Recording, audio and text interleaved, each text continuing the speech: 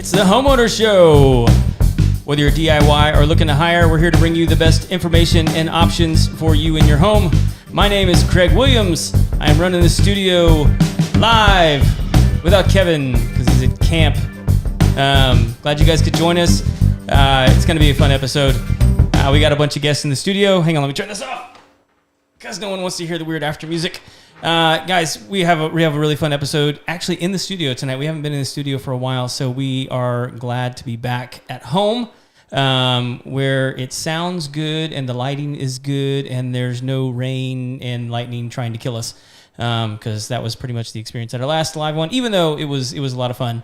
But anyway, this episode is brought to you live by Lone Star Appliance Repair. If you need your appliances repaired, which everybody needs their appliances repaired, or if you just need them a little maintenance, a little cleanup, maybe some defrosting going on.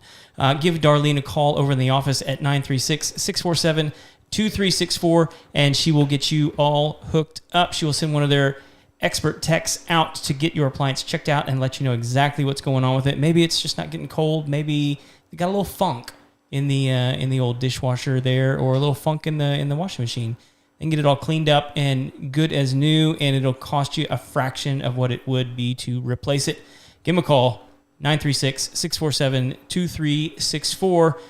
This episode is also brought to you by True Texas Solar. Our friends over at True Texas Solar are looking to help everyone get their home and business to energy independence. And they can do that through a series of strategies that they have. You can get solar on your home. You can get generators on your home. You can put a battery on your home. For any of those instances where the power goes down, which is happening a lot, I think even lawsuits are now being brought to the state of Texas against some of the power grids because we are having such a problem with our infrastructure. True Texas Solar can get you set up to where you'll never lose power. I mean, it might be like 5 seconds and you'll be back up and running. This is like a huge need now for people working remotely from home. I keep hearing this from people that have home offices. They've transitioned to home work. They're like, I have to have a backup plan in place in order for me to continue to do work even when the grid goes down. My boss says it's not a good excuse anymore for me to not have internet, to not have power. I need to be able to continue to do the work. And so guys like True Texas Solar can help you out. They can get you the best system that you need for your home, and they're not going to take advantage of you. The CEO, Josh, actually is out touring the state of Texas, talking to groups about these scams that solar companies are running, these outside non-Texas entities that none of y'all want to work with, how they're scamming homeowners out of thousands, and this is one of the good ones. Give them a call, 936-286-8325. Again, 936-286-8325. All right, tonight in the studio, we're going to have a good time. We have the Fisher family. We actually have the Fisher family in the studio. I'm gonna get everybody pulled up on the screen here, so that way I'm not having to switch back and forth all night. Let's see. Yeah, that's beautiful. Now I don't have to think about the camera. Glorious. Because this is Kevin's job. Kevin's not here. Kevin's not here. See, Kevin, we have a robot that can do your job. How are you guys doing tonight? Good. Awesome. Yeah. Yeah, I got monsooned on as soon as we tried to leave, but little rain on the way started here. heading towards Conroe, and it was just the clouds parted. So it was meant to be. Get us out of there. Hey, if it cools it off a little bit, I'm all for it. Yeah. So, and I think they even changed the weather, because I was looking at it like tomorrow and Wednesday, and they were saying it's up to like 50% for tomorrow and Wednesday. Oh yeah. And it was like 20% this morning. No, I didn't know it was going to rain at all. Out of nowhere. I looked outside. I was getting my son's shoes on, trying to find them, and is that rain? So I had to we don't have any umbrellas because I'm awesome and unprepared always. So I got a Kroger bag and threw it over my head. Well, there you go. Get out the door. Well, so we have a couple of cool episodes coming up. We have a review of a sauna that we just put in over at the party deck. It's like a big cool. Have you guys seen these new home saunas that you can get? No. It's cool. It's like a big wooden box that I got it. My chiropractor recommended it to me, and he's like, "Look, dude, just get a sauna. You can sit in, you can sweat off all your troubles." I was having really bad back problems, and he's like, "Look, this is one of the strategies that you can engage in order to get your back ready or get your back better." and it really has helped. It was super easy to put together. We're gonna do like a full review on that. But the other one that's interesting is we're actually gonna do we get into politics a little bit every once in a while on the show. We try to like stay out of it as much as possible because it's not really our bailiwick. But there was an interesting survey that came out, I think it was last week, of the number one issue, the number one voting issue for millennials in 2024. Do you guys have any idea what it might be? Any guesses? Being able to buy a home. That's actually it. Yeah. That is it. Home affordability is the number one issue for millennials in 2024. And like what is interesting about it to me is like none of the candidates are talking about it. And then they're all telling them like this is the issue. And they're all talking about like immigration and they're talking about scandals and they're talking about, everything else. But it's like they're telling them this is the number one issue. Right. And they're not, what are they doing about it? What a shocker. I don't think they have an immediate fix or a quick turnaround on how to fix the market, on the homeowner market. Yeah. And so that's why they're avoiding it, because anything that they say that they're going to do to try to fix it, it's not going to happen right away. So they're trying to dangle the carrots for us to all paw at, and I don't think that's one of the easy carrots for them to attack right now. Yeah, no, it's not going to happen. Well, it also seems kind of weird to me to go to the people that screwed it up to try and get them to fix it. Yeah, right. Like, Yeah, it's like, hey, you really messed this up. What are your best solutions? yeah. It's like, hey, you spray painted and I don't know. I was trying to think of a good example. Words eluded me for the first time in my life ever. It's weird. Whoa.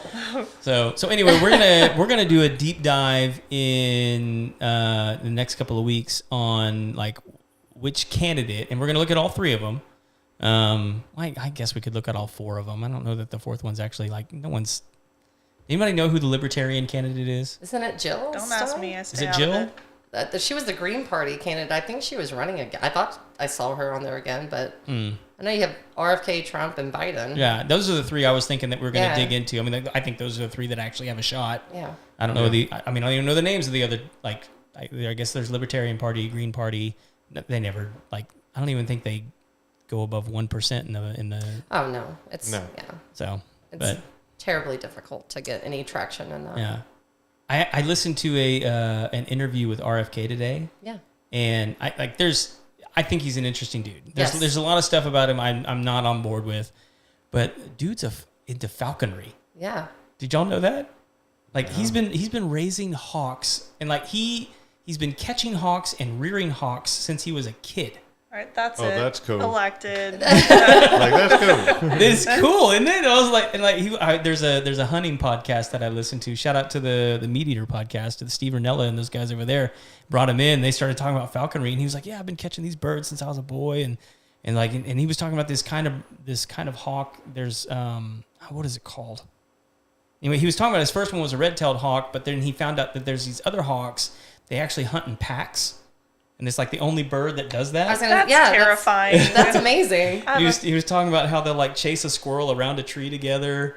It's just cool stuff. And he's like, when I found out that they did that, I was like, I had to get one. And I was like, who does that? That's why I avoid them. Like, oh my gosh, no, thank you. It's like, no, I'm just going to go and catch one and train it and like just steal all their babies so I can sell them. Well, okay, now maybe not elected. Hey, you make money where there's money to be made. Yeah. It's a great hobby, though. I mean, well, it's like one of the oldest hobbies. Yes, it is. I mean, it's like it is like the hobby of kings of old. I mean, like he said he picked it up because there was a book he read out of the Oval Office from when his uncle was president about King Arthur and how he was into falconry. And he's like, well, if King Arthur wasn't into it, I'm going to be into it. Well, it was originally like a hunting method, wasn't it? Well, that's what he was. That's what he was using it for. Yeah, He's catching rabbits and squirrels. Yeah.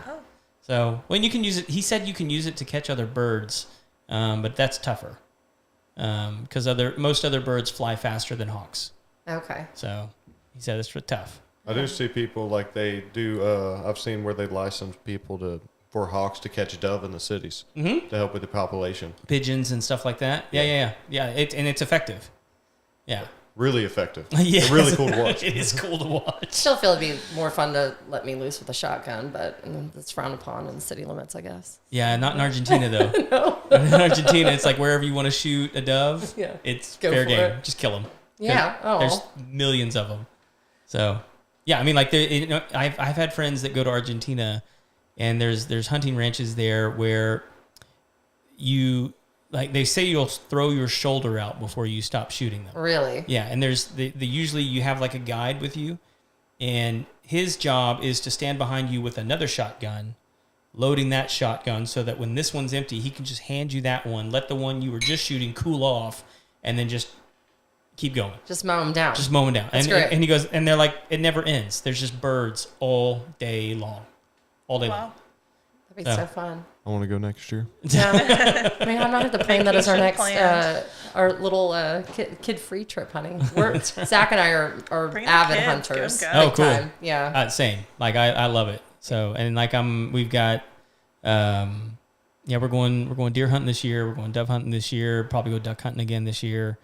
I've really gotten into like the bird hunting. I didn't do it this year. I really wanted to go turkey hunting. I grew up hunting in South Texas, and I mean, I have 3 sisters, and I was Daddy's only little boy. Okay. And and I was the last one to get married out of the 3. So when Thanksgiving came around, I was the only kid without a spouse family to divvy up with. So Dad and I would pack up and go to the lease for 4 or 5 days. And 3 years in a row, I shot a turkey on Turkey Day. Oh, that's awesome. And we cooked up a couple of drumsticks for dinner. They always tasted terrible, but we had turkey on Thanksgiving at the deer lease 3 years in a row. It was really cool. My dad was always pumped up about it. So. I have heard with wild turkey that it's one of those deals you can't roast it like you would one from the grocery store. They're just not the same. And so you want to make like sausage. Yeah. You want to make what's that German dish where you like pound it and bread it and Streusel? No, schnitzel. schnitzel. That's the one. The other one, Yeah, my bad. schnitzel. Streusel's a dessert. You want some turkey dessert? I'm down for both. Sounds like a chopped ingredient. Make turkey for dessert. It's a tough meat. I would love for somebody to cook some wild turkey for me to where I would like it. Like I enjoy hunting them, and everybody at camp would eat them, and I would take one bite and just kind of do like the fake fork movement. And so I was like, yeah, it's great, Dad. Thanks. How are they cooking them though? Just over the fire? Well, we would. We had a smoker down there, so we would smoke them sometimes, and then we would use the Allegro marinade. That is great. It's one of my favorites. I like to put it in hamburger meat and beef and stuff like that. But my dad would always buy the hickory flavored one, and hickory is my least favorite of the all marinades of all time. And it was like, so you had wild turkey, which already wasn't my favorite, and then hickory on top of that. And I was like, are you trying to make this terrible for me? But thanks, Dad. It was delicious. I really hope he doesn't listen to this. It'll break his heart. I'm sending him the You link. are. I bet you are. Yeah, he's like, I'll make her prove her love to Yeah, me. sorry, Randy. Just please don't make me eat wild turkey anymore. I'll eat anything else down there. But no, it was great. I mean, that was the only time I got to be an only child was when I went on hunting and fishing trips with my dad, and I was into it already. So then you get to be, and I'm a twin on top of that. So Oh, are it's you like, really? Oh yeah, it's like double time, no alone time, only child time, and so it was great. I really enjoyed it. Identical or? Oh no. Okay. I mean, so the only thing identical about us was the fact that we were both college athletes, but I was a catcher, so I had to get as small and low as possible, and she was a middle blocker. And so even our positions were opposites, and hair down to here, and just our career paths. So we had college sports, went into insurance. My mother was a State Farm agent and then became an executive. And so we had the identical career paths and she's a State Farm agent now. And I went independent because I wanted to do commercial only. And, but other than that, like we could not be, her hair's down to here, mine's above my ears, and she's, the PTA. I brought the gluten-free cranberry crunch muffins, and I'm like, here's your Shipley and chocolate milk, kids. Good luck. Have a good time. With diabetes later. Here you go. Now go aggravate your teachers. Not my problem anymore. Yeah, you're on their clock. So, but we get along really well. We all do, but it was just very polar. I mean, we were roommates for 9 months. So that's about the only thing that's similar about us. So, very, very eclectic group. Just so you know, Neil from Ontario says hello. Hello, Neil. Yeah. What's up? But now plumbing. Yes. By the way, where did you play college ball? Southern Miss. Southern Miss. Yes, sir. Are you from Mississippi? I am not. I am from Alvin, Texas. Alvin, Texas. Born and okay. raised in Alvin, and Nolan was great. He showed up at all the state tournaments. My twin sister, they went to state twice. I will say this, Nolan, you didn't come to the state water polo playoff that I got to play in, and I was a little upset, but that's okay. It wasn't a UIL sport, but it's all right, Nolan. But yeah, no, he would come to the girls' sports, and I mean, our guys' sports at that time. Shout out to all my football buddies. I love you guys, but y'all didn't make it anywhere. So the only time I got to see Nolan was at volleyball state champion, but playoffs. But well, so real quick we've been talking now for almost 15 minutes, but so everybody knows who you guys are. Why don't you guys take a second and just introduce yourselves, so everybody knows. You start. No, I'm Zachary Fisher. I'm the plumber. The plumber. The plumber. And I'm Laura Fisher, and I'm Zachary's wife, and I'm the CEO of Fisher Family Plumbing. Okay. I'm Alicia Fisher, Zachary's sister, and I'm the chaos coordinator and Laura Wrangler. Yes, she is. She has probably the most vital role in the company. From what I'm gathering, those role titles are synonymous. Yes. You know, but it's important to say both. Yeah. No, Alicia does all of our marketing. She did pretty much from day one. And we had another friend who was helping us out. Shout out to Renee Stevens, and got us off. And then, she was moving back from Florida, and it's like, all right, I need your help. Let's go. Let's do this. Really wanted to incorporate as much family as we could. Yeah. And, I mean, she's brilliant at it. And that's how we met. I mean, that's how we got connected. Is she showed up at one of our live events, and I think we were talking after the show. Yep. Yeah. After it ended. And it was like, oh, this sounds cool. And we hadn't had plumbing on in a while, so that's good. Yeah. So when I introduced myself, he was like, I think you follow us. I was like, yeah, I kind of like all your posts. I wanted to make sure you knew who I was. And stalking you a little bit. It's fine. But hey, I didn't slide into their DMs. I waited to meet them in person. Okay, I did it the right way. I didn't want to be like one of those weirdos. So, it's fine. Now here we are. DMs are fine. I'm glad you mentioned that, because I want people to know that we do pay attention. Like we do, we look at, a lot of people say don't read the comments, and we read the comments. Like everybody, you have to. It's one, because we it's fun to find the crazy. Oh yeah, it really is. We don't engage with it at all, but we do watch the comments. We pay attention to people that are watching the show. So it is a good way to get connected to us. But we don't mind people sending us messages and stuff like that. That's fine. I'll just send you a funny meme from time to time. That's fine. That's me. Send it on over. Sarcasm is my love language. And so Fisher Family Plumbing, do you guys focus mainly on residential? Do you do commercial? How do both. Yeah. We started it with the grand idea that in the long term, we plan on having a residential department, commercial department, and new construction or in construction department. And we've already pretty much hired out the guys that we envision running those divisions for us in the future. And so we're focused on laying all the foundation, all the groundwork. I'm about to celebrate our first year end of the month, and so far so good. Yeah.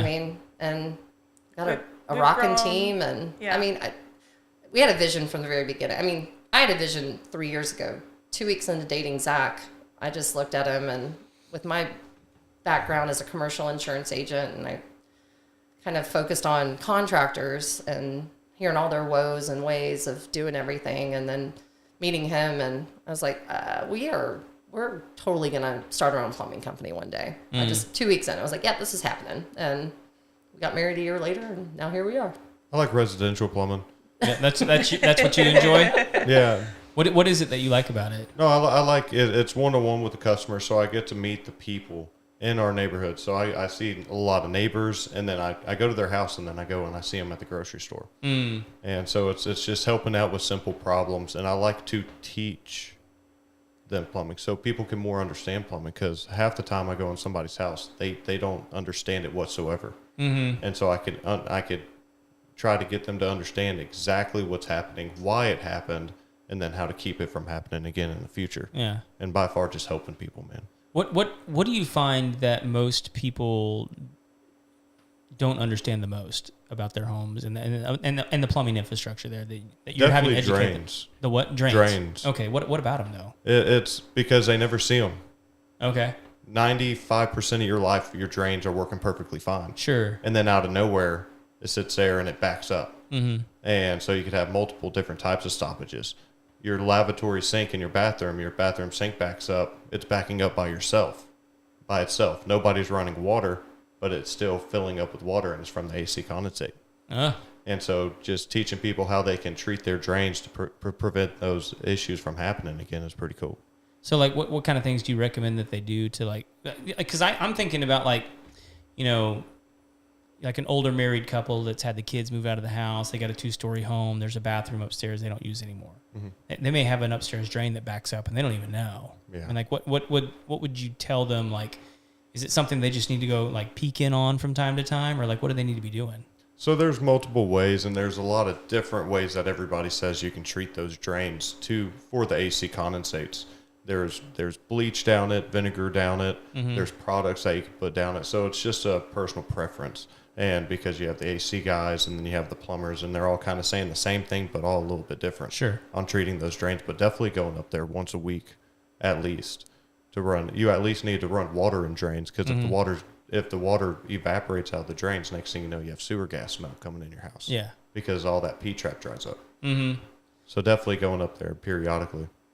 So it's not just as simple as, like, hey, just close that, seal the, what's the stopper in the bottom. Yeah, no, there's no just stopping the bottom, plunging the stopper down to stop anything from going through. That's not gonna do anything. No.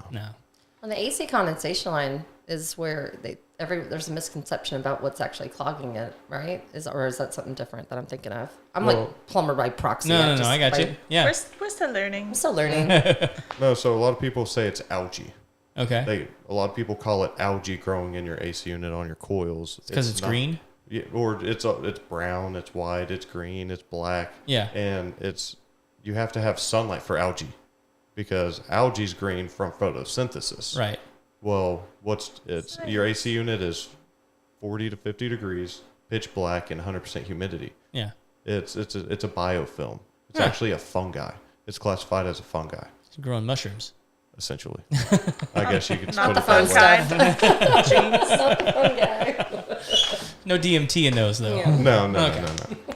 What's that? Not that we know anything about that. No. I know what you're talking about. I'm not disappointed. Hi, Mom. We're talking about microdosing people. It's fine. It's good for the VA. It's good for us. So, what's the remedy for that? So, doing the bleach down the drain from the AC condensate line in the attic down will help with that. But also they do have products like New Line that is a AC drain conditioner, and is supposed to kill all the biofilm. And so some of them are a 3-month treatment, some are a 1-month treatment. All AC companies and a lot of plumbers will do chlorine tablets in there to kill it. That works as well. So it's just if you want to get it away from your sink, then rerouting it outside to your outside sewer or to a gravel pit outside, and that can totally eliminate that scenario of your sink backing up from it. So that's the ultimate treatment. Is just do a reroute, get it over with. Okay. And, we actually do have $200 off reroutes right now. Oh, just saying. Sorry. Promotion. That's our marketing manager. Sorry, everybody. It's her job. There's no off No, button. I was actually going to ask, because, like, I ask questions sometimes based off, like, my own home experience, but, like, people that have been listening to the show for a long time knows that my house is wackadoo. And so, like, it's almost it's like the exception that proves the rule most of the time. You know what I mean? Because, like, my condensate line, I know exactly where it is, and it's not connected to anything other than itself. Like, it's a line that runs outside the house and goes. Well, and that's good, because now it's not going to clog your sinks. Right, and Exactly. and so what, like, if it's not the AC condensate line, then, like, on mine, what would be, like, the common cause for, like, a common blockage in the line then? Hair and build up every time you wash your hands. You use products, all that stuff that goes in that water. It all connects in that drain, and then sooner or later, with all the hair and all the other buildup from all the other products, it just will start causing blockages. Just builds up over time. Yeah. And yummy things happening down there. Well, I mean, and with, like, which I know is, like, the bane of, like, most people's existence, like, people in the service industry's existence anyway, is, like, the thing underneath the drain in the kitchen sink. Can't think of the name of it.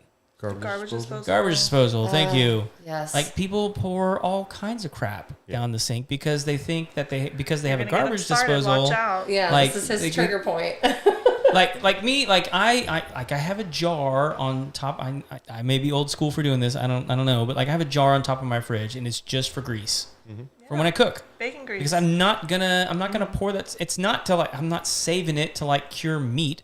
I'm saving it so it doesn't go down the drain and I'll have a big clog later on. Yeah. But like I know that there has to be a section of people out there that just like whatever they cook in the stove just goes right down the drain.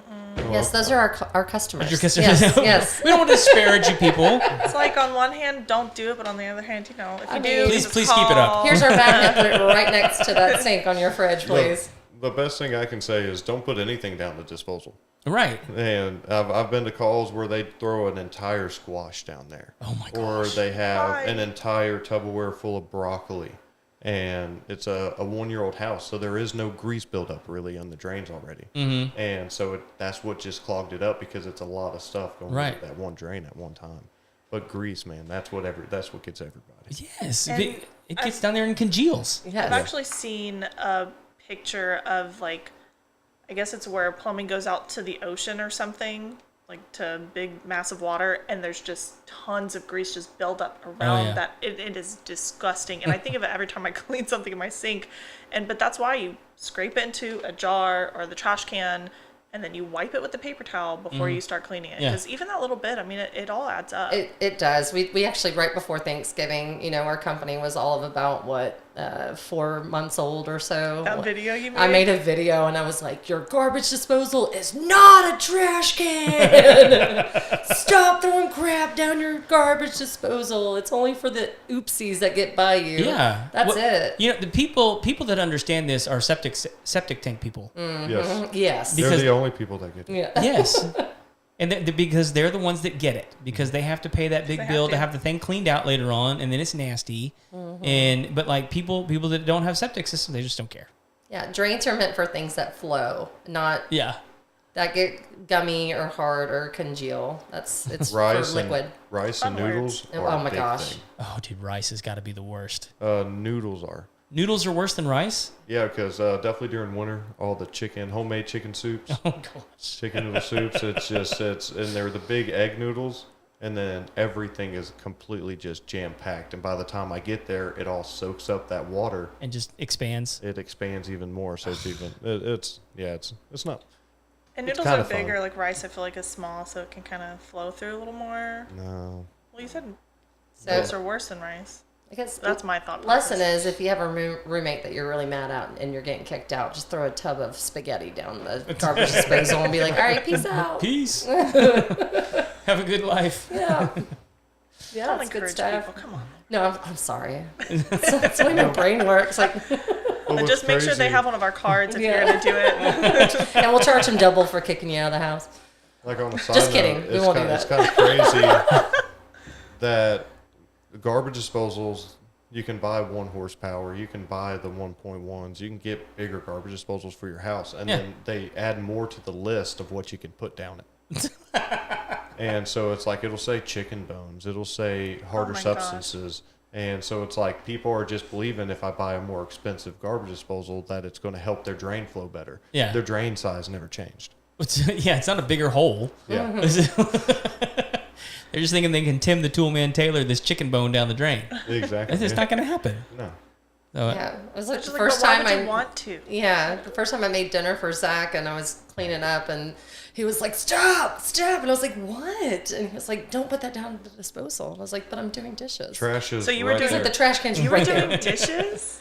Yeah, only because I was trying to impress I him. know, like, totally it's that one catfished time. him. I totally catfished him. I like cleaned and cooked and here you go, honey. This is what life with me is going to be like. And then, Psych. just kidding.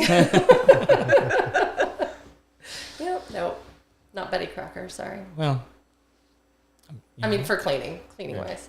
I'll make you anything you want, but I'm not going to clean or do dishes. Not going to do it. it'll taste good, but you got to clean it up Yep. afterwards. You're going to have to work for it after you the go. fact. Yep. That's the rule in our house. I mean, like I do most of the cooking, and it's like, kids, get in there. Like you ate it, right? Come on. Yeah. Like clean Can't the wait dishes. do it. till mine are old enough. Yes. Oh my gosh. Mine are too young. That's why you have cheap dishes at the outset. You Yeah. can or paper. Paper plates. Best thing ever when you've got small children. Very biodegradable. Yeah, it's good. Sure. Probably get ate up in the comment section for that one. Yeah. Sorry. Have real plates, Greg. Just FYI for those people, I don't use them. Yeah. Except for parties. But Well, so what are some of the other like big trends you guys are seeing? I mean, like, is it? I mean, the stuff I hear about is like clear ice. Stuff I hear about is tankless water heaters. Stuff I hear about, I mean, clogged drains are obviously the big one. Repiping houses, that's another big one.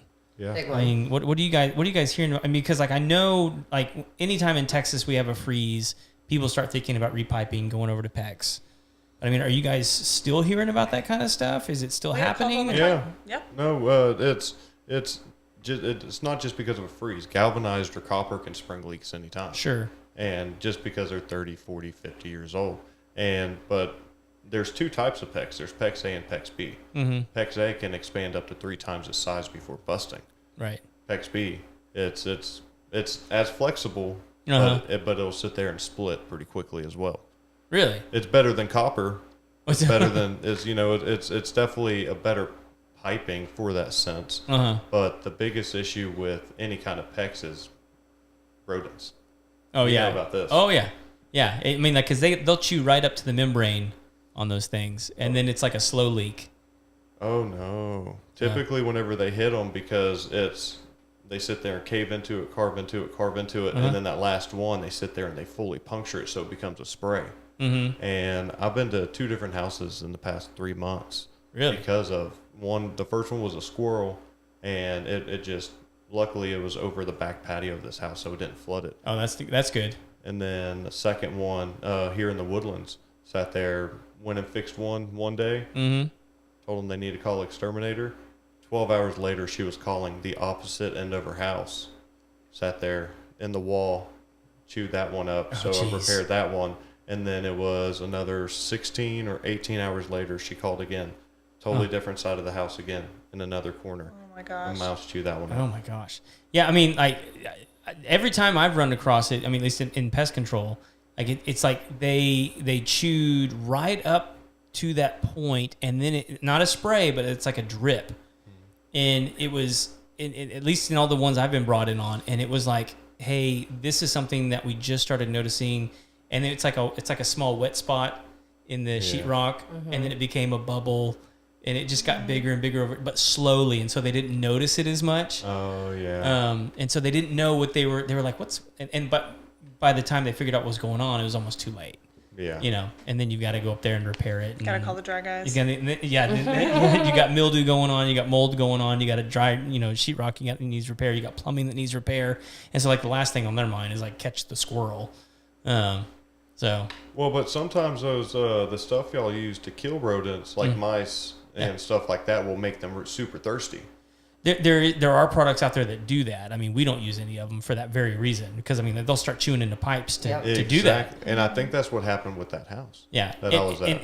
it's. I mean, honestly, most of the time it's techs that just don't know what they're doing, or they've got products on their trucks and it says rodent, and they just use it, Yeah. and it's stuff that's intended for the exterior, not the interior. But That's why you have to know who you're going with. Yeah, that's- Yeah. for these What are problems. you Yeah, using? are they knowledgeable? yeah, that I mean, it's because that is something that we run up against a bunch. It's like, well, isn't this just gonna make them thirsty? It's like, well, yeah, if I use this one over here. Yeah. But like this is this one. But like you can't tell, most of the time in our business, you just can't tell people that. They're like, well, is it a bait? Oh, that's going to make them thirsty. And that's true of some, Yeah. not all. So it does happen, and that's probably why you're running up against that. So, but I'm surprised. We're lucky when we moved into the house that we live in now. About not even 3-4 weeks later, we started seeing droppings everywhere. I mean, everywhere. But it was mainly in like, behind the fridge, and I mean, by the time we realized we were completely infested with mice. So we actually got lucky; they didn't chew through. Not a single Any- patch was chewed through. Yeah, nothing. That's good. Thank goodness. So must have used that good bait, you know. So. But yeah, it was a whole. I mean, there was one I've worked from home since 2017, just in my insurance business, and now we have our home office for FFP, and I remember being in bed on my laptop and just watching a mouse like just run across the room, and then I chase it into the closet, and you know, what am I gonna do? Like beat it down with a bat? But I went in there to try to like, where did it go? And it was on the clothes, and it jumped straight at me, and I was like, okay, now I'm done. All right, we gotta do something about this. This is not. I can't work in this condition. They don't bother me because we would get them in we had this 1970 Airstream at our deer lease down in Freer, Texas. And they'll get in that thing and just oh my God, they were make everywhere. happy. Yeah, so we were like, you know, we just didn't even worry about it. And you would wake up and you'd have mice crawling across you, and so it was. They don't bother me. They didn't freak me out. If anything, it was almost became like a hunting game with the kids. We would go check the traps when we got home, or in the morning, like, Mom, let's go see if we got any more mice, and and we would get one, and it was fun. We don't have them anymore, so now we're bored. Infestation. Yeah. So I'll tell you guys, because I'm far enough away from it now, we can actually talk about it. Like, one of the biggest jobs I've ever done rodent-wise was at the Intercontinental Airport here in Houston. Oh, yeah. And it was a crazy... they're like the size of otters. Yeah, cats. But we were actually at the airport getting ready to fly out to Vegas. I was taking my kids and my wife and my mom and my sister to the Grand Canyon. And we took, we're a family business. We always take the business phone with us, even though everybody else is here working. And one of my clients called me, and he said, "Hey, Craig, how quick can you get to the airport?"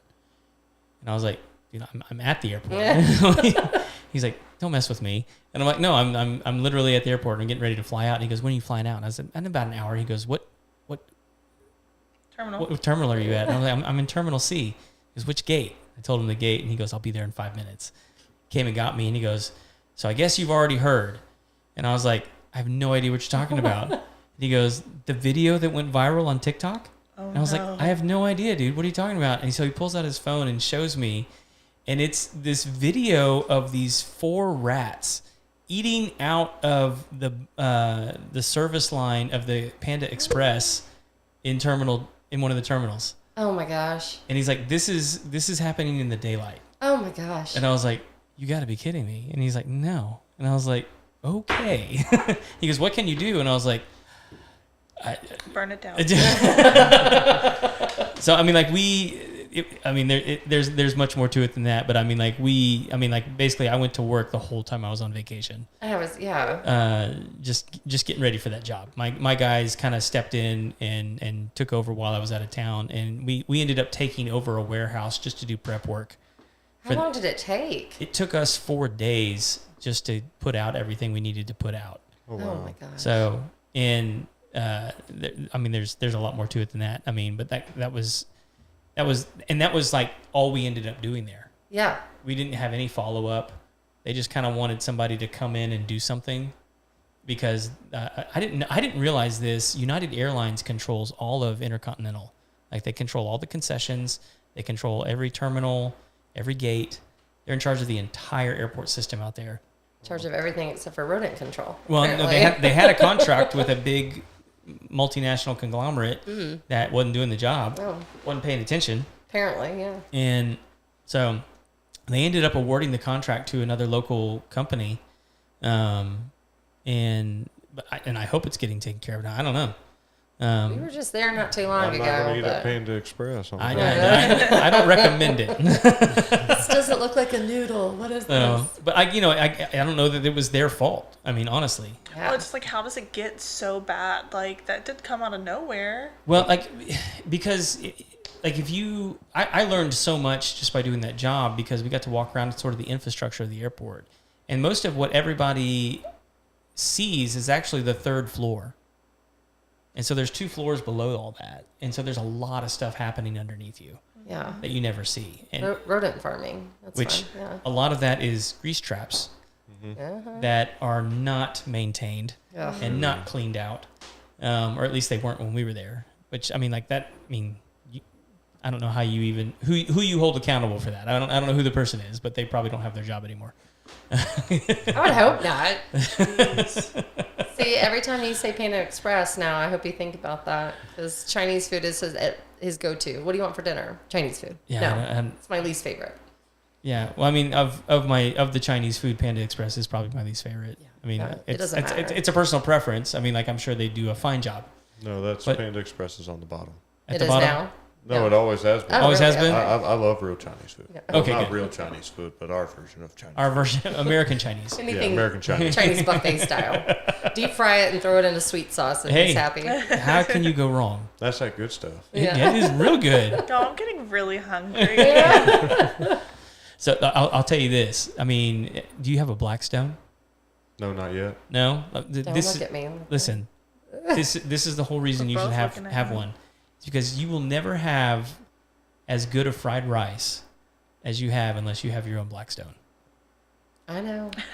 It's so good. I went to Academy this weekend. They were staring me in the face like Father's Day, Father's Day. They're on sale probably right now They too. are. I I know. forget it's All right. Father's Day next week. Yeah. Set one yeah. aside for me, Academy. There's your surprise. And, Happy you know, Father's if Day. You're getting Blackstone's looking Blackstone. for a new show to sponsor, I'm just saying. Yeah. I will sing their praises even when they don't pay me. So It's been on the list to get. It's just been, yeah. I mean, we got. There's so much to get. that's true. Well, I got him a smoker. One of the last dad. Which To one? you- Holidays to you. or I got whatever. a Pit Boss. Nice. Yeah. Was it like the cabinet one or with like The the? Austin XO Okay. barrel. So It's been good. He was using it every single weekend, and then we had a power outage, and it tripped it. I blew the motherboard. Yeah. Blew was on it electric? Yeah. Okay. Easy. I got too many kids, man. Yeah, we got 3 kids, 2 dogs. You know. Well, I can't babysit nothing right now. Yeah. Well, so I got the big cabinet one, and the reason I got it. So you guys don't know my wife, but like she, I mean her background is in nonprofit work, and so she still does that, even though she works with me in the company now, but she also works with like 12 different nonprofits now. Oh wow. Awesome. And I forget which one it was. She came to me. It was right before Thanksgiving. She goes, "Hey, I know it was one called Seven More, and it's a Christian organization that goes and greets men coming out of prison. Oh, okay. Usually, Great. I mean, like most of the time Yeah. they don't have like families there Sure. and stuff like that, and like they're released, but like they don't. There's no Yeah, one there for nowhere them. to Yeah. Yeah. And so like they provide them with stuff Yeah. and love and care, and you know, and it's based off that passage, like how many times should you forgive? 70 times 7. So it's like 7 I love more. that. So the guy's coming out. So anyway, she was like, "Hey, we're gonna do Thanksgiving dinner for all the guys coming out of prison on Thanksgiving." I was like, "Great, sounds good." She goes, "I need you to make 6 turkeys." I said, No big "Okay," deal. because I do most of the cooking in our family, and I said, "Babe, like we have one oven, like I can fit maybe 2 turkeys in that oven. Like there's no way Yeah. I can have 6 turkeys for Thanksgiving. Like if you want them warm, if you want them to actually taste good, like Yeah. for what I would want to serve these guys." And to kill all the salmonella that might be in Sure, there. sure. Like, And she goes, "Well, what can we do?" And I was like, "I mean, like we could buy a smoker that can fix 6 turkeys." And she goes, "Well, just go get it." I was like, "All right." see, I see what you did there. Don't Twist my arm.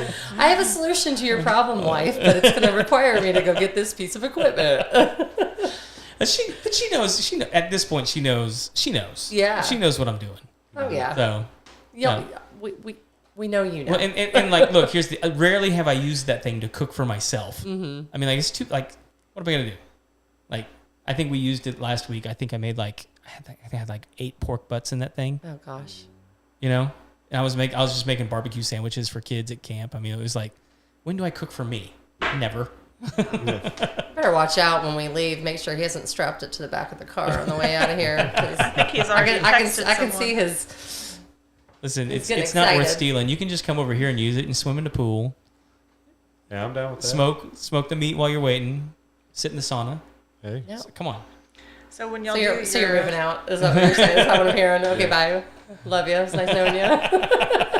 I'll be at Craig's. when y'all do your review for the sauna, y'all need to do the podcast in the sauna. That could get weird. I mean, it says for 2 people, but I'm a little larger than Kev, and I might crowd him. It's okay. And I don't want to touch him. Just get cozy. We're close. See. We're good buddies. When you're sharing little too sweat, close. arm sweat, yeah. Gross, rubbing elbows. That's in a there. little personal. It ain't like that. Yeah. It'd be good for ratings, you know. It could be. You never know. It'll go viral for sure. Yeah, it's under the red light, so that it would have that going for it. Be a little have a nighttime light. Oh my. Yeah, what would you even talk about in there? That could get weird real You quick. could. What Yeah. wouldn't you talk about? Nothing's off limits. This sauna is hot. Sauna confessions. That'd be great. It is effective. It makes me sweat. Oh, just go plumb for a day in the summer. You don't need a sauna. Yeah, just that's go into true. attics. We made a mistake last August. We had an AC reroute, and we scheduled it for 1 o'clock. Not Oh, even geez. we just weren't even thinking. We just launched July 1, and we were busy. Thankful. We were so thankful and grateful to the years of networking that we had done. And building my book of business, because I started with 0 clients. So Right. all I did was network for years in the Spring Woodlands area. And so we were getting calls. We had our networking army out there, and they helped us, spread the word. And so we got busy quick. And so not even thinking, threw it on there. Okay, yeah, 1 o'clock, AC reroute, no problems. I went through 2 gallons of water and still almost fell out. Yeah. It was down the street from Steve Spoon, and he gave me a couple bottles of water. Yeah, I was Had to get texting Steve like, "Hey, Zach's dying. Can he come steal some water?" Steve understands. Yeah, he yeah, does. no, he does. Anybody in the trades understands. Yeah. Oh, yeah. Especially insulation. Like, I'm surprised he didn't say, "Hey, I'll trade you if you go tell them that they need to get their attic insulated." Yeah, there you go. Yeah, he's fixing to move. Did you know that? Yeah. So he called me this morning, told me he just sold his house. He did. Yeah. Yeah, good. I know they had been talking about selling, actually last year they were talking about getting ready to sell it, and then he moved his office location, and we were driving, his new office location's not far from here either. I saw his box truck on the way Yeah, here. on the way here. Yeah, it's over there on 2854. It is. Yep. Yeah, which just makes him closer to me, which means he can come and bother me more. Anytime. I'm surprised he hasn't busted through that door yet. He might. Yeah, he could. You never know, because he's Shoot him a probably. text. I just sent him his GL renewal, so maybe he's looking for me. I'm like, sorry, buddy. How do y'all know Steve? Well, so He didn't arrest you at one point, did he? No, not him. I'm just See how kidding. I learned something right there. So I'm an independent commercial insurance agent, and I still am. I'm still active. Okay. I still have my book of business, and thankful to my 2 assistants at Creekside and the support that I get from Creekside, the agency that I contract through, to let us focus on FFP for a while. But I went out on my own in 2017 as an independent. I was with State Farm for 14 years. Right. And my mother was a State Farm exec, and my twin sister was a State Farm agent. And I was the bad apple that fell very far from the tree and said, I think I'll go independent. And I remember my mom sitting me down and saying, let me show you the failure rate of independent agents. And I was like, that's not really what I'm looking for, Mom. Yeah. Like, words of encouragement. But no, I get it. She knew the success rate for them, and that was her thing. And but no, I was like, no, I just want to do commercial. I don't want anyone telling me what I need to focus on. I don't want anyone giving me quotas to hit. Like, I just want to do my thing, And got into contractors, and really that became my niche market. So like Steve and I probably have to look at a list of, but all my networking buddies. Brian Gessner at Prestige has been a long time client, and Matt Grease, GJ Fuels. He's got a awesome business, and you can get your own gas tank and he'll come fill it up for you on your property. Oh, nice. Or just do the actual residential. He's like a residential gas station. Doesn't he do fleets too? Fleets, for businesses. And so it's awesome. That's kind of how we landed launching a plumbing business, was because I had all my years of working with my business owners and hearing about all the things that do and don't do, or me watching from the outside being like, that's a bad idea, or that's great, I'm going to remember that. And so we started dating and just saw Zachary's level of business ethics, and didn't hurt that he was the number one salesperson at his old company. And So yeah, that's when the wheels really started turning. We were like, hey, we can do this. She knows Steve Spoon from networking. Yes. And he's a client. Oh, are you making fun of my very long answer to? Yeah. Okay. Yeah, I'm the talker of the couple. Shocker. My bad. Laura talks? Yeah. Sorry for that history of my relationship with Steve Spoon. Hi, Steve. Okay, I'll shut up for the next 10 minutes. No, we want to know about your kindergarten teacher. That's right. Yeah. No. I don't remember her name. That'd be a fun Kevin Bacon game. Steve Yeah. Spoon and her kindergarten teacher. Yes. Like, How they we can do it in connected. 6 moves. Yeah. Probably I can. ran into my third grade teacher though through a networking. Here we go. Yeah, no, I did. But I'm not going to tell you that story because Listen, They're making fun of me. It's I am fine. super thankful that I did not run into my 3rd grade teacher. She's the one that sent me to the principal's office the most. yeah. So, yeah. But That did was- you deserve it? Shame. Oh, absolutely. Okay, I was well. a smart aleck. So, but it was like one of those deals. Like I knew that I had that edge, and so like I knew, but like I also knew that I could push it far enough because like she was a new teacher. It was like her first year. You're like fresh meat. Oh yeah, yeah. Probably retired. She's like, I can't keep doing this. Are they all going to be like this? Yeah, I think the way my mom told me, because I don't remember doing this, but she told me like that. I think it was like one of the last times I got sent.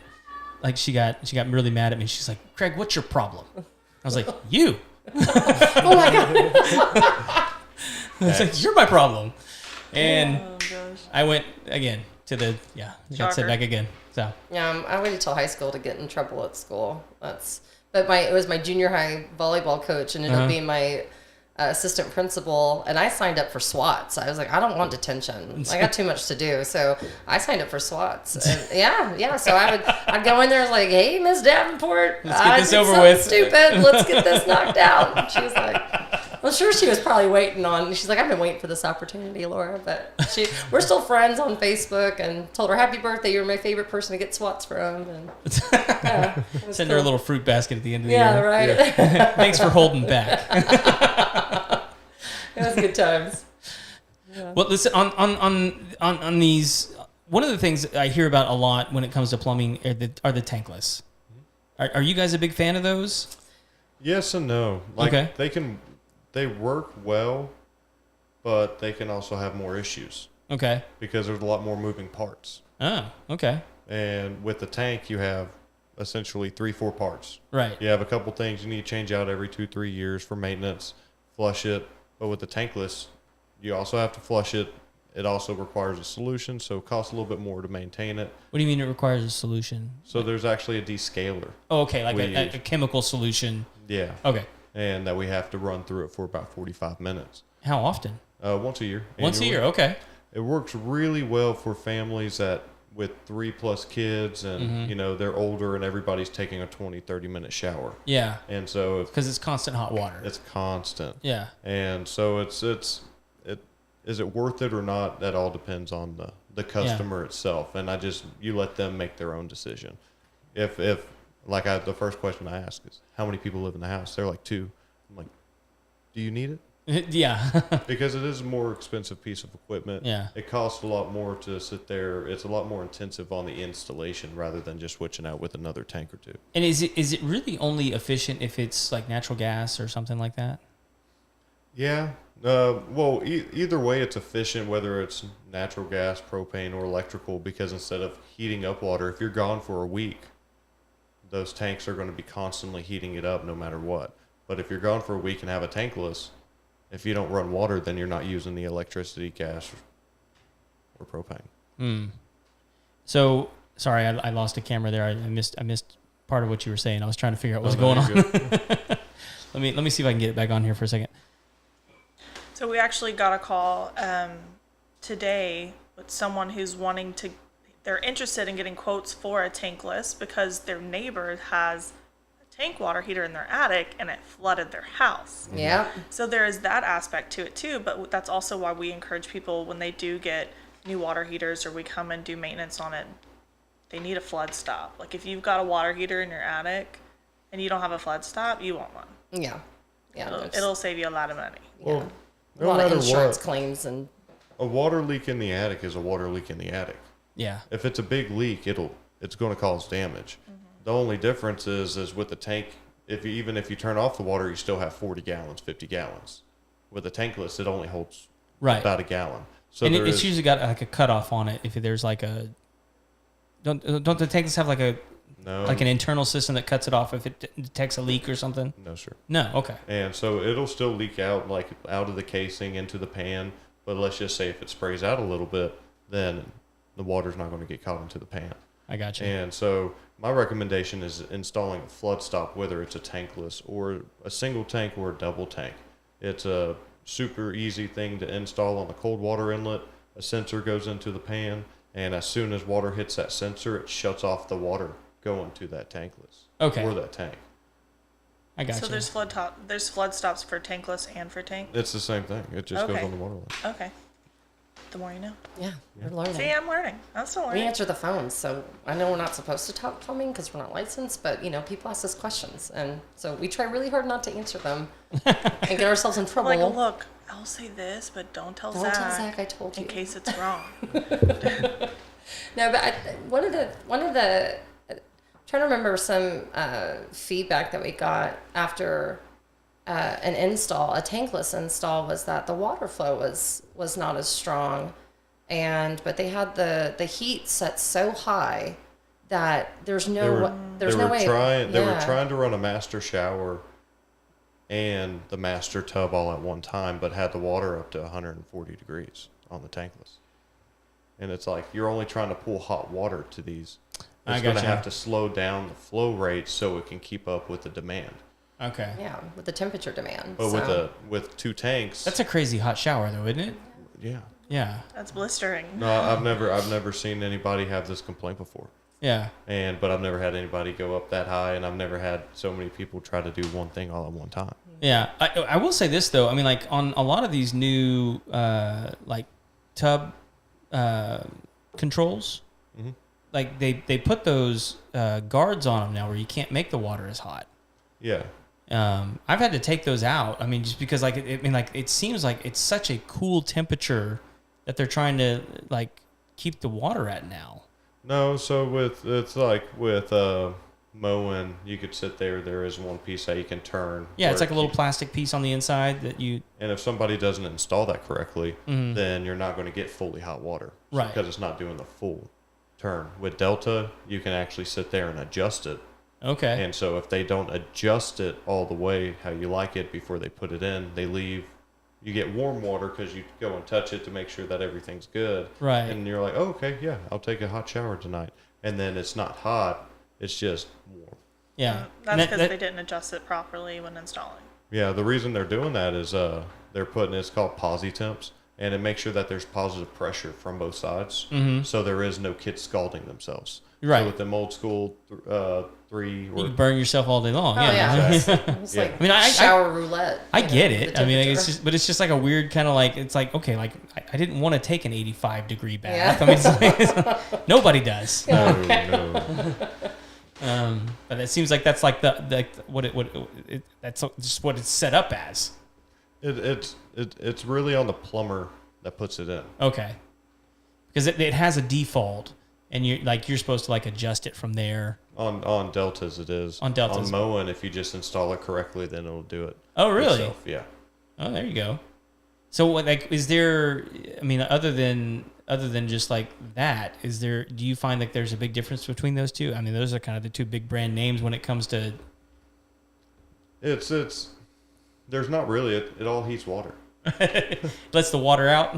Yeah, it depends. Do you want it constantly? Uh-huh. It's because it's a tankless. A lot of people think it's instant hot water. Right. It's endless hot water.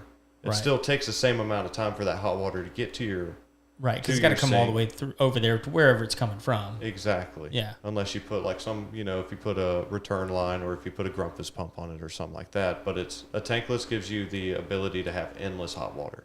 So you can sit there, you can run a shower and a bath, and then somebody could be washing their hands or somebody could be, doing dishes in the kitchen while there's a bath going on, and nobody has to worry about running out of hot water. Because the big thing is laundry.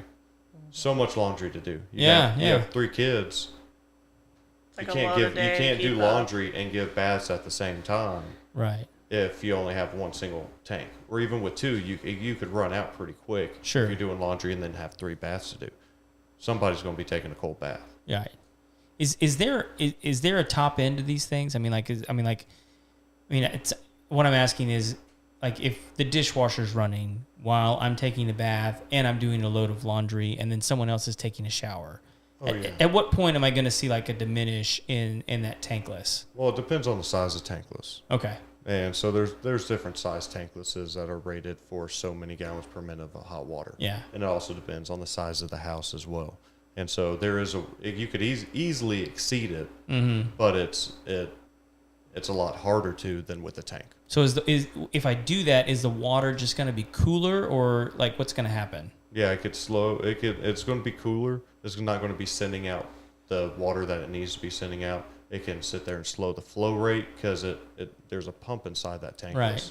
And so it'll slow that down actually. So the pressure goes down. Yeah, so until something stops, Yeah. and then it'll be able to pick back up. And see, like, I mean, I would imagine plumbers like you are going to be explaining that to their clients. Yeah. But this is why I like this show, is because it gives homeowners the opportunity to go like, okay, that's a question I didn't know I needed to ask, or a scenario I needed to know to present to my plumber. Like, hey, look, there's a situation. I have 5 kids. There's a situation where, like, I'm going to be running the dishwasher. I'm going to be running the washing machine. There's going to be 2 kids taking a bath and all, like, and some plumbers are going to be going, okay, like, how can I sell them a tankless water heater and then just get out of here?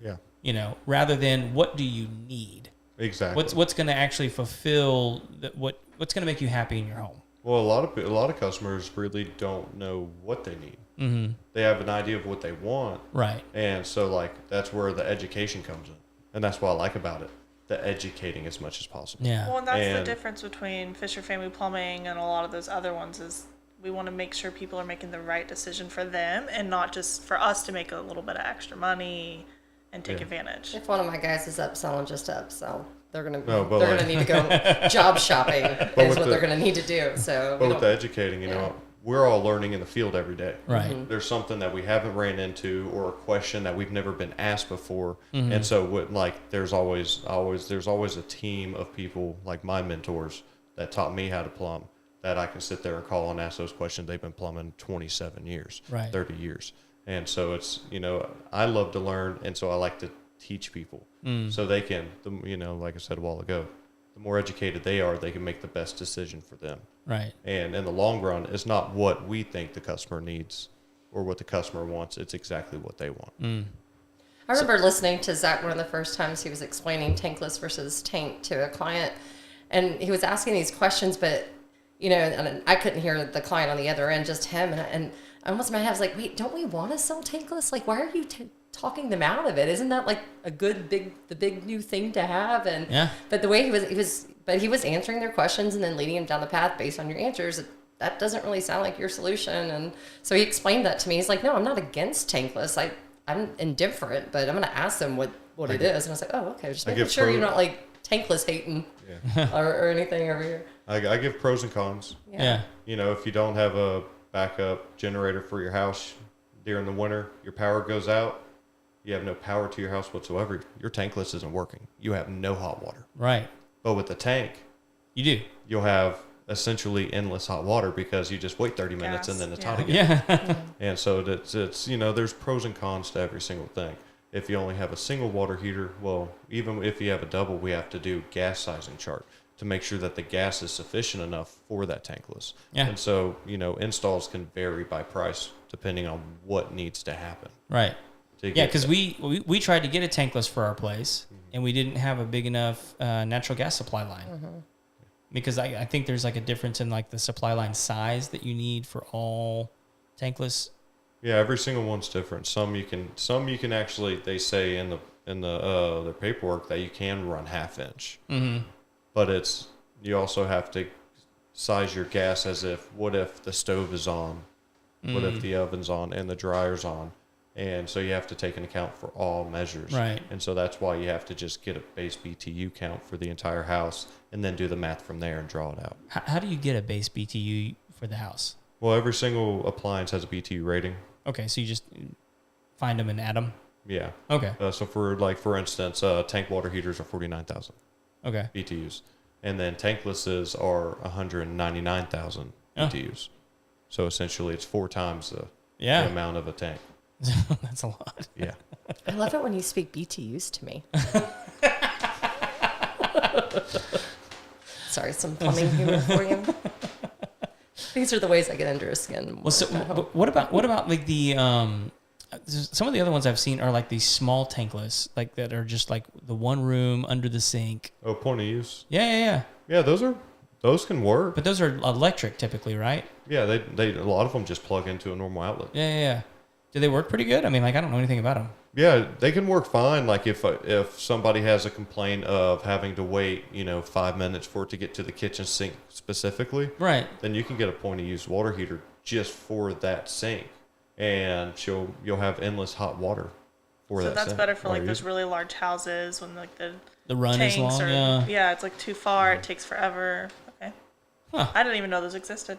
See, So, learning. Yep. Do those? I mean, like, I'm wondering how those work. I mean, like, is it? Do you then cut off the hot water from the water heater, and that's just the point of hot water, or does it like once the hot water comes from the water heater, does it then disengage? How does that work? No, I sit there whenever I do them. I just put the cold up to it, and because I want to they want a point of use here. I'm not going to have hot water going through a point of use, and so that hot water could be used somewhere else in the house. So they can. So you cut it off, basically. Yeah. Okay. So they can sit there and do whatever they want in the kitchen, not have to worry about anybody else. Huh. I mean, like, are they efficient? I mean, like, sorry, go ahead. Oh, I said that's cool. Yeah. I haven't really. You don't see them often. Right. It's not something that you see often, but the people that I know that have them love them. Yeah. And then I have a couple customers that don't like them. Caused a leak underneath their kitchen sink, so now they have a vendetta out for them. They don't even want to look at them anymore. Where I've seen them are on additions. Yeah. Where people don't want to run an additional line, so they'll just put a point of use heater under the sink, and that way they don't have to run a hot line. They just got to run the cold line, and then they're done. Yeah. Like a Shortcut. like a washroom on a, I don't know. I was just thinking like a shop or something. Yeah, If they're yeah. going to build out like Or a like a little mother-in-law shower suite or or- casita, mother-in-law suite. Because they're not using electricity unless you're using it, right? I mean, it's like I imagine in that regard they're pretty efficient. Yeah. What do those run? Do you know? There's so many different brands. Yeah. Like it could be anywhere from 300 to 800 for the unit. Really? Yeah. Okay.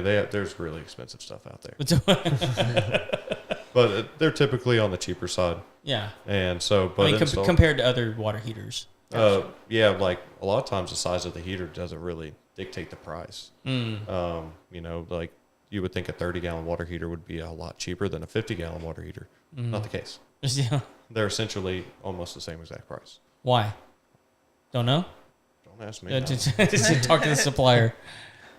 So all right, so I've got one more question before we wrap up because we're over an hour. I don't want you guys to have to stay all night. But one of the big questions I'm in a lot of attics too, and what boggled and I can't tell you, like, to me one is more than I should hear about. But I've had at least 6 clients now that have had their house flooded out because the water heater is in the attic. Why do they do that? There's a lot of reasons why people say they're in the attic. If you go up to Dallas, most of their water heaters are in the garage. Okay. If you go to Austin, most of theirs are in the garage. Okay. If you go to downtown Houston, a lot of older homes, some of them are in the attic. Some of them are in a closet in the bathroom. Yep. Almost none of them are in the garage. Yeah. And I've heard that it was because people didn't want the builders to put them in the garage or in a closet because they wanted more storage space. And then I've sat there and been told, hey, they put them in the attic because it gets so hot here. You want hot water in your attic. It only makes sense. To me, it doesn't make sense at all. I'm with you. Like, I can't think of a good reason for it to be in the attic. No. I mean, like, I've even heard people try and like Jack and Jill me on this. Like, the water running down the hill. I'm like, no, that doesn't mean anything. No, it runs straight into your house. If it busts, it's nuts. From the insurance perspective, I can't think of a, they get asked questions about like galvanized. Do you have galvanized lines or aluminum, electrical, whatever? But do you have a water heater, 50 gallons of water just being suspended over your master bedroom? Right. And, I mean, I can imagine a nuts. scenario where insurance companies are going to start going, if it's in the attic, we need to add a premium onto this policy. Yeah. I Definitely. mean, because I've had clients that have 2-3 story homes, and they go away for the weekend. They come back, their whole house is flooded. Yep. And now insurance is having to rebuild the entire infrastructure of this home. Yes. Sorry. And it's insane. It is. Yeah. It is. It's asinine. It's backwards. I mean, gravity tells you that you've suspending 50 gallons of water and then an endless supply running to it. And as it drains, it's going to continue to try to fill it up. And you've got, the next flood right in your house. Yeah. And we literally had a call today. Her neighbor flooded out, and that's why she wanted to get a tankless quote. She's like, I can't sleep now. Yeah. And luckily it was right when they got home, but they had just come back from a 4-day trip. That's So weird how it always happens on a trip. Yes. Oh, I came back from one of my Thanksgiving hunting trips, and it wasn't, I guess it was plumbing, because the AC unit had crashed through my master bedroom and was being held by the cables. I was like, I could have been asleep in that bed and been decapitated by this AC unit. That Your house knew what you did to those turkeys. Yeah, I know. It was very upset with me. It's karma. My turkey murder.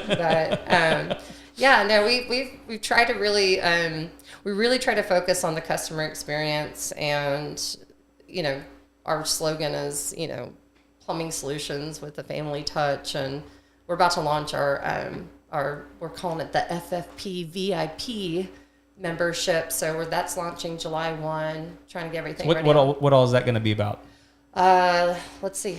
Alicia, you got it all right there. You want to read it off, Look, sister? I'm prepared. Come on, marketing guru. I try to be prepared. Yeah. Well, it's to help. We want to reward people who are being loyal to us. So it's a loyalty program, essentially. Okay. So the main thing is it comes with a discount on every service for the year. That's nice. The price is only $150 for if you have a single. For like the whole year? Mm-hmm. Yes. Okay. So and that's for the single water heater home. So if you have a single tank in your house, that covers all of it. So if you have double, it's $100 more. Yeah. The membership includes even the under the sink point of use water heaters. No, that we wouldn't charge for that. We'll install clarifying. Just clarifying. The big ones, the whole home heaters.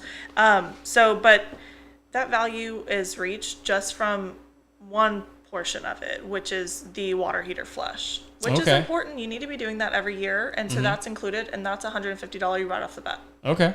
Or $150 value. Words are hard. So that's just one part of it, and then the whole home inspection, which is good to do too, because it can catch, like if you have a rat chew through something you don't know when it's just dripping slowly. Yeah. We'll catch that.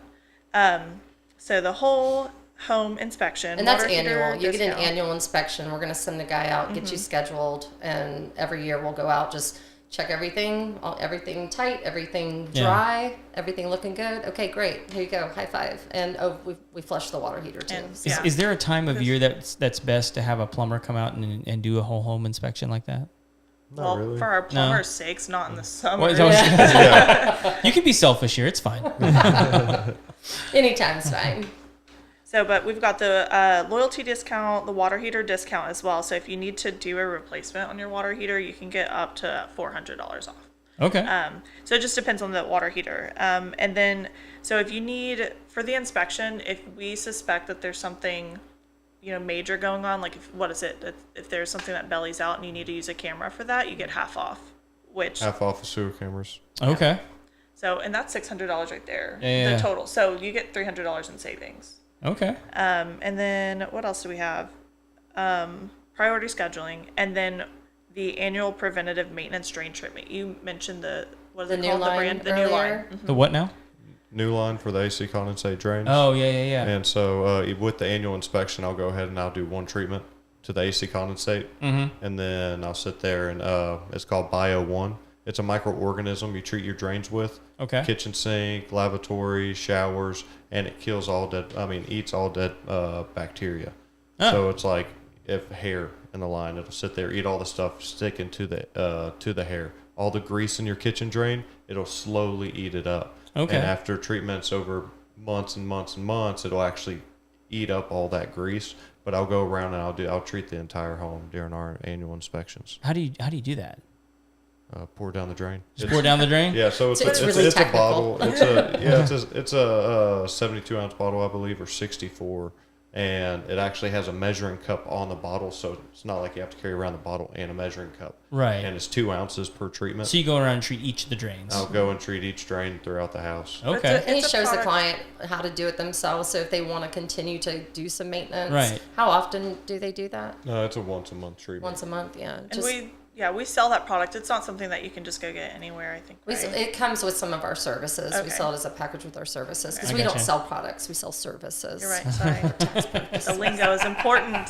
Very important. I'm in trouble Our now. CPA's like, oh. I'm sorry. No, it's Don't okay. get mad. But yeah, no, we sell it along with this, our drain services and things like that. We'll have, the products that can go with that service, so it can But that's- continue to happen. That stuff is way better than like using the stuff you can get at the grocery store, like Drano. Oh, yeah. Because Please Drano, don't like put it eats your Drano's- pipes, Well, right? that's not a drain maintainer.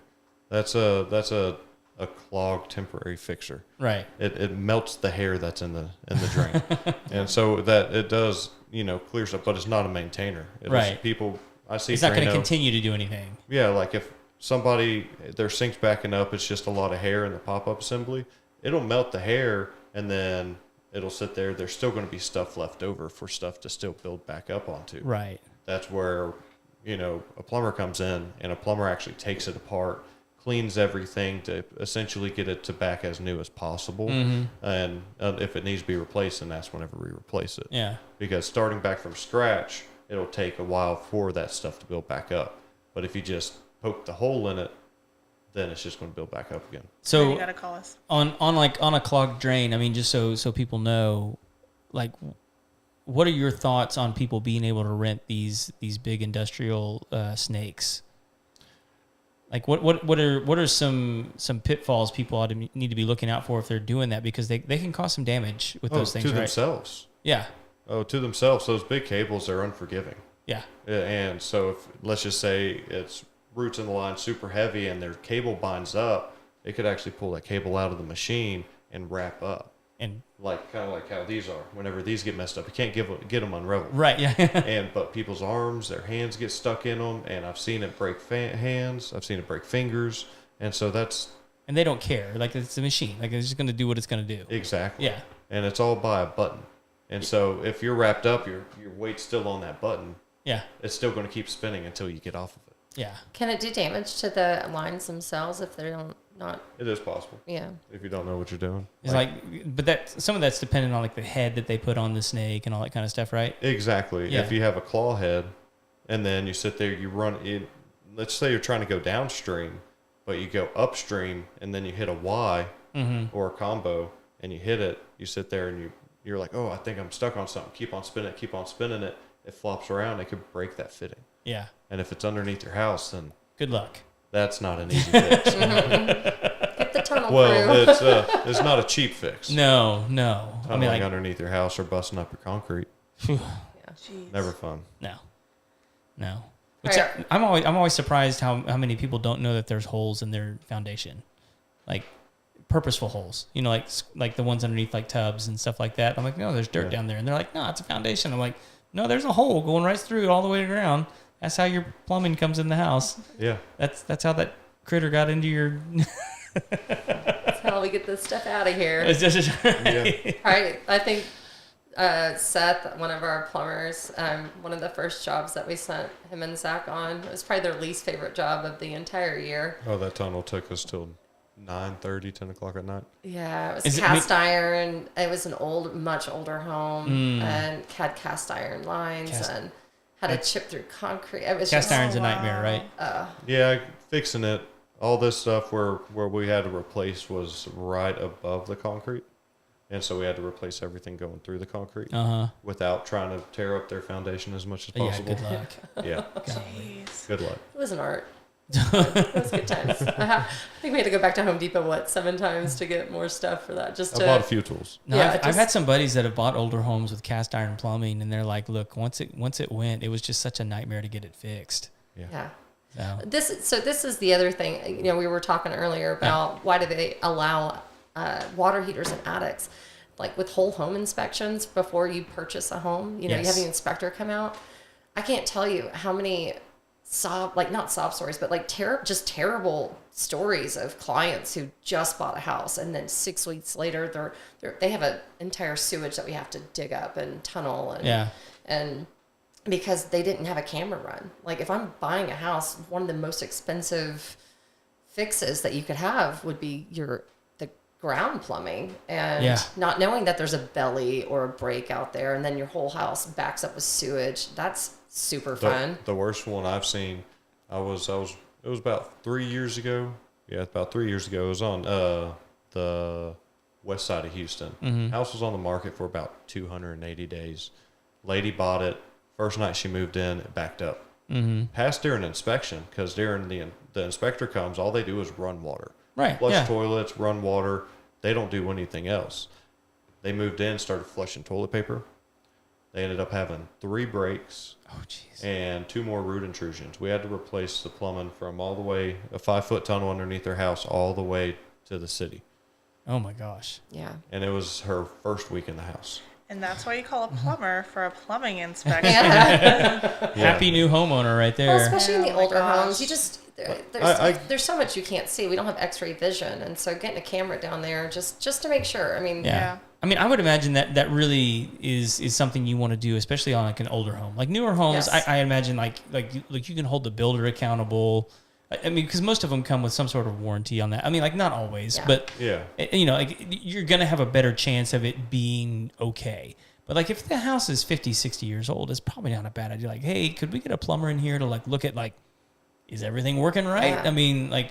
Well, and especially in your more wooded the neighborhoods, woodlands, the 25-year-old houses, 30-year-old houses, might be newer piping, might be PVC, but they don't let you cut down any trees. That's true. They have to have so many trees per lot, Yeah, per lot. And so it's always running right in between all of them. And so it's, it's still not an old house, but and I could Old get it. trees. Whenever you're trying to buy a house, you're trying to save as much money as possible. Yeah. But, sometimes I've seen it bite some people in the butt. Yeah. So I always recommend it no matter what. Yeah, just to get it checked out. Yeah, Because with my camera, I can take videos. I can record videos. As soon as I put it in, I could save the entire video, send it to you, email it, so I can track the entire house. Yeah. And take pictures and videos and document everything. I'm actually surprised that more inspectors aren't employing, people like you to do those kinds of things. I mean, like, to me, it doesn't seem unreasonable if I'm buying a home. I mean, I don't know what home inspections are going for these days, but it wouldn't to get like something thoroughly checked out, like a home. Like I would expect to pay like $1,500 to get like a thorough inspection, not where someone's coming in and turning the water on and just like doing the eyeball check, but like really like popping the hood and.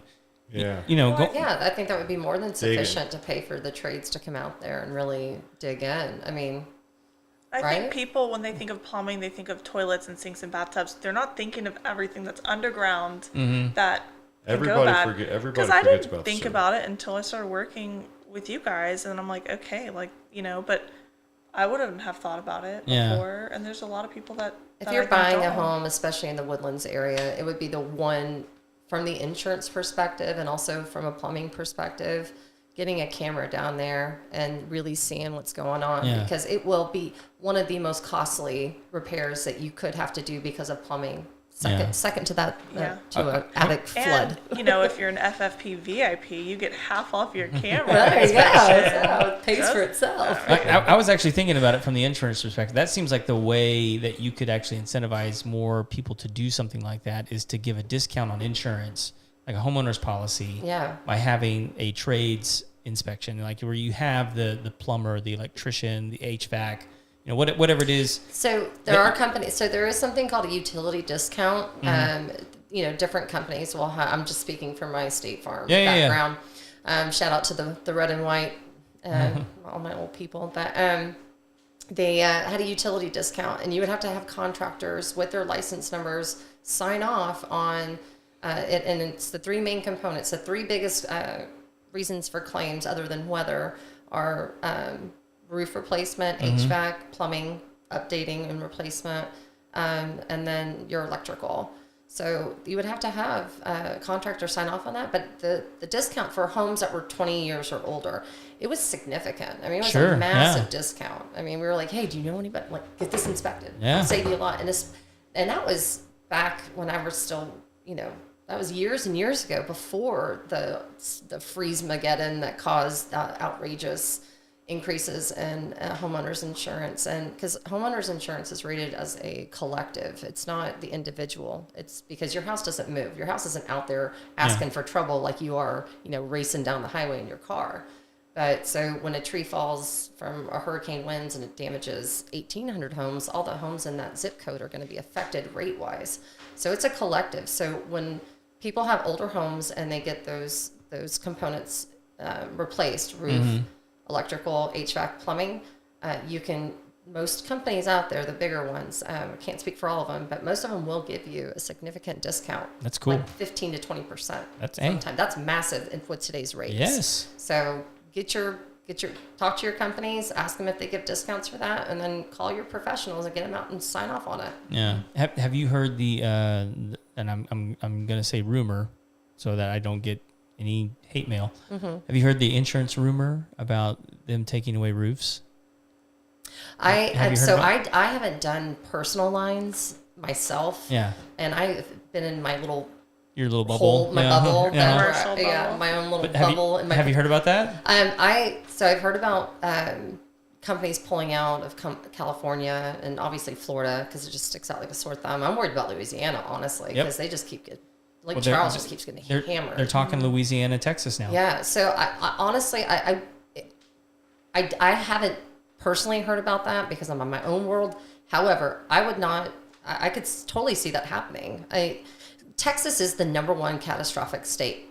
Oh, is it really? It is. It is. We have hurricanes. We have tornadoes. We actually have more tornadoes, and not just because there's some weird phenomenon going, all the lasers from the government going up in our skies or whatever's happening out there. Government lasers. Yeah, all those conspiracies out there, and this wild weather that we're having. But Texas has always been because we're the largest state, we have the most tornadoes. We just don't have the F4s and F5s, the devastating ones. But as far as the number of tornadoes, we've always had the most tornadoes. Yeah. That's like North Texas, though, mostly. Yeah. North Texas is the hail haven, right? Yeah. So Harris County and Tarrant County, Dallas County, those are your highest rated counties, and were in the country for a long time.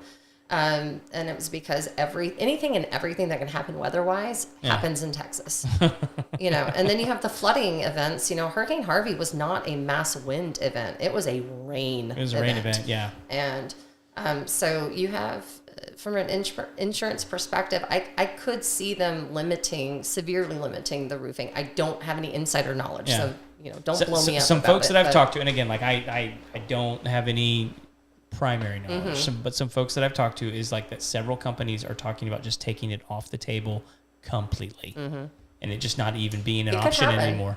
And it doesn't surprise me. Yeah. I mean, when I talk to, we've been doing the show a long time now. When I talk to my friends in the Pacific Northwest, and I talk to my friends on the West Coast and the East Coast, and they say, well, so, and they start hearing horror stories about things that happen in Texas. And they say, well, who gave that GC a license? And I'm like, you don't have to have a license to be a GC. And they are just baffled. Yes. Baffled that anybody can be. I mean, you call yourself a GC around here, and you're a GC. Yeah. You don't have to have a license. Slap a bumper sticker on That's your why so car. many people are getting scammed. Yeah. But that's true of the roofing industry in Texas. You don't have to have a license. Yeah. And that boggles their mind. And I get it because it's so regulated in most other states. Yeah. And so they're like, well, who do you hold accountable? And I'm like, well, these guys, that's why these guys just roll through whenever there's a storm. Storm chasers, yeah. And the roof is the #1 defense to the home. It is the first line of defense. And anybody can come up and say, hey, I have a roofing company, or hey, I do roofs, and let me do your roof, and my price is better than everyone else. And I mean, they made the whole deductible buy down illegal. They actually changed laws on that, because back in the day, a roofing company come in and say, hey, we're going to discount this much and eat up so much of that deductible, and they cannot do that. So if a roofing company is telling you we're going to help you pay off that deductible, run away, because they're breaking the law, and they'll take you down with them. It is not it's Well, not allowed. And here's what I'll tell people all the time, because like I'm in a very highly regulated industry. You're in a pretty highly regulated Very. industry. Like, it doesn't keep people from being charlatans and thieves and con men. No. And like, as a homeowner, you don't have to hire a licensed person to do those things. Handymen get hired to do plumbing all the time.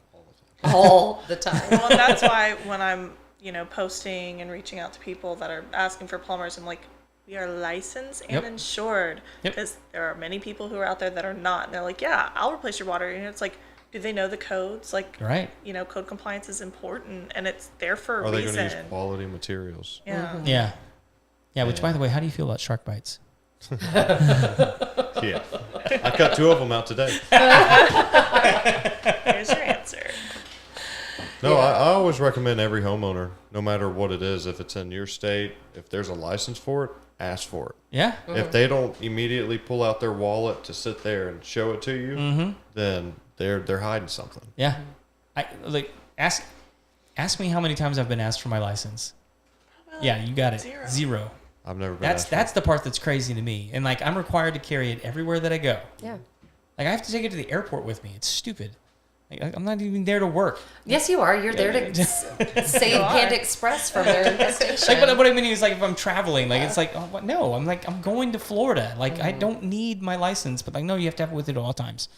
But like, zero people have ever asked me for my license, and I have it with me all the time. It's there. It's an intended level of protection for the consumers, but the consumers have to know about that, to ask for it. It's there to protect them. Well, and there's plenty of people that say, yeah, I'm licensed, but People, they know they're not going to ask for it, so are they? But like, I mean, people don't understand how strenuous, I guess, I don't even know if that's the right word, is how, big the test is. Yeah. For plumbing. It's a 3-phase test. And it used to be you had to do everything. Well, y'all are under Austin. apprenticeship system, right? Yeah, so you have to be an apprentice for 4,000 hours to get your tradesman. You can skip your tradesman, go straight to journeyman if you want, 8,000 hours. But to test, you have to go all the way to Austin. Yeah. You have to plumb it's like a 4-foot by 4-foot dollhouse off of plans. Oh, really? You only have so many times you could order materials without points being deducted from you. If you have too much material left over, points are deducted from you. Huh. You have to solder there. You have to do takeoffs. You have to do a water heater test. You have to glue a whole bunch of PVC into like a box this big, and it could only move so much. And so I wanted to see pictures. It's a pretty but they're not efficient allowed. testing. Yeah. I mean, it's when he was telling me about. I mean, he was nervous. Not only I didn't lose an ounce of sleep. It wasn't bad except for the drive part. Yeah. Because it's not just driving there. Austin. Yeah, because you either woke up at 2 o'clock, 3 o'clock in the morning to drive to Austin for a test that morning, or you went the night before. Yeah. And then all you could think about was the test. was the test. Sure. I knew he was going to ace it. I wasn't worried one bit. And but he's brilliant. He's brilliant and If people knew great at what what he it does. took, like I'm proud to say I'm a licensed plumber. Right. And it's because it took all of this to get to it. Yeah. And, whenever I wish people would ask me for it. Yeah, exactly. I'd be like, oh. Can I see it? Yeah, like, because you're proud of the numbers on your truck. You're proud of the license in your pocket. And like it's really, I think it's really weird that people don't ask for it. Because there's not a plumber worth his salt that wouldn't be happy to pull it out of his wallet and show it to you. Exactly. Yeah, and technically you're supposed to have it on every advertisement, every business card. Everything's supposed to have your license number. So every time I see one, I'm like, hey, where's your number? Just like I feel like the license police. But it's everyone. Yeah. The people that are playing, again, insurance agent, you have to play by the rules. And when people aren't, and it ultimately comes down to the detriment of the client, of the customer, of the homeowner. It sucks. Yeah. So. But again, this is the point of the show, is to educate homeowners as the questions they should be asking. And it's not just true in Texas. I mean, it's true in any state. I mean, I think every state has licensed plumbers, and most of the trades are licensed. It's like, just ask them. It's not insulting to ask a tradesman for his license. Nope. No, it's you protecting yourself. Yeah. And if it's a good like contractor, then they want you to protect them. Yeah. Well, that's the thing. A lot in our area is all county. Mm-hmm. And so there's no inspections. Yeah. So, like in the city of Conroe, we were supposed to pull a permit to change out a water heater. Right. Well, a water heater takes about 2-3 hours to change. a lot of people sit there and they do it really quick, so they never pull an inspection. You know, the only time an inspector would know or somebody would know is if there's a water heater sitting outside of a truck, outside this house, and then all they have to do is type in the address. Oh, no, there's no permit pulled on this. You know, I'm sure that's happened, like people being caught, but it's pretty rare. Right. But during all the woodlands, spring, there's no inspections on anything. And so people get away with a lot of stuff they should not be getting. Oh, yeah. That's why people love coming to work on this place, because did you notice what you drove through? Yeah. Right the city limit sign? Oh, yeah. It's like right down the street. Yeah, we're out of there. No permits here. Exactly. People love it. I get it, because there's a certain amount of freedom where you don't have to pull that kind of stuff, but like there's a reason that they have those. Exactly. That makes the difference in any trade, is if they're going to do what they're supposed to do when they don't technically have to do it because nobody's watching. Exactly. And that's a big thing. And a lot of our work gets covered up. Yeah, so you can't even inspect it. So, like, if I go do a sewer in spring, you know, got the ditch dug, we replace it, well, there's no inspection. Yeah. There's nobody to come inspect it. And so it's, okay, cover it back up. So it's all up to that plumber to make sure they did their job right. Right. And it comes down to integrity and Exactly. who has it and who doesn't. Exactly. Yeah. Yeah, I mean, I know for us, most of it is just coming behind other people. Oh, God. I mean, really. Yeah. I mean, like. I get a lot of calls like that. Yeah. Well, listen, guys. I've loved having this talk. Anything else you guys want people to know about Fisher Family Plumbing before we wrap it up tonight? Trying to think of something funny to harass Zachary with, but can't think of anything right now. Well, how do you guys get a hold of you if they need to get in touch with you, if they have any questions, they want to get on the value plan there? We are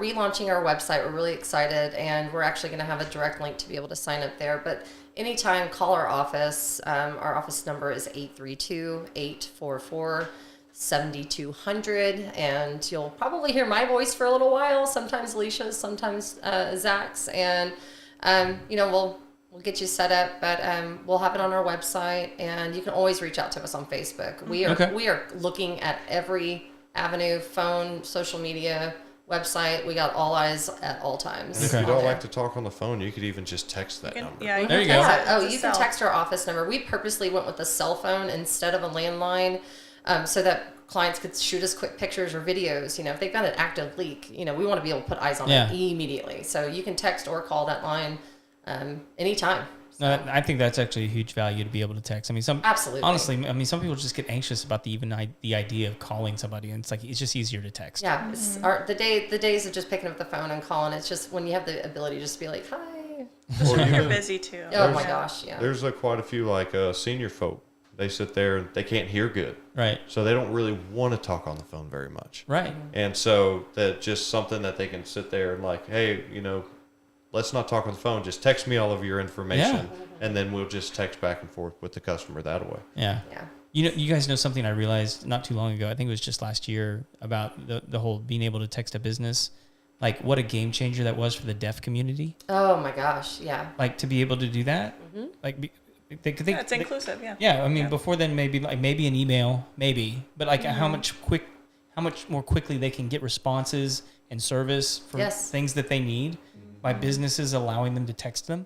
Yeah, it's a game changer for them. Oh yeah, last quick Laura story. I know how much Zach likes these, but I think it was 4th or 5th grade, we had a group of deaf students that came to our elementary school in Alvin, Texas, and so it was like we were all learning how to sign and everything, and become friends. Well, they have a calling service that they do phone calls through, and it's an interpreter. So if you've ever had to do a 5th grade breakup with your deaf boyfriend through an interpreter, it's a fun experience. And you don't ever call me. I don't know why you don't love me, but yeah, so to be able just to have the intimate ability to go straight to the source and just text it instead of having to, reveal your entire personal life to the interpreter while they're sitting there judging you and translating your message for you. I can just take care of it on my own now. But yeah, it was a strategy that we wanted to go with, and so whatever you're comfortable with communicating, we've got the avenue for you. Yeah. So. And we all learned something new about romantic relationships in the deaf community. Yes, I mean, yes. breakups are more likely to It's happen over awkward as text hell. messages. Yes, it's better now. You can just break up yourself. You don't have to go through it. I'm sorry, interpreter Jim. Yeah. It's the AI prompt. It's not you, it's me. Yeah.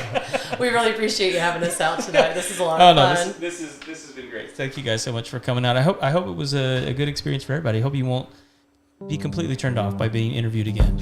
Oh no, I can't wait to come back. Awesome. Without Zach looking at me with death rays every time I say something silly. Well, listen, guys, if you have not yet, hit the subscribe button, hit the like button, hit the heart, everything you need to do to follow the show. We're so thankful that you hung in there with us this long. Tune in next week for another episode here, The Homeowner Show. Till then, we'll see you next time.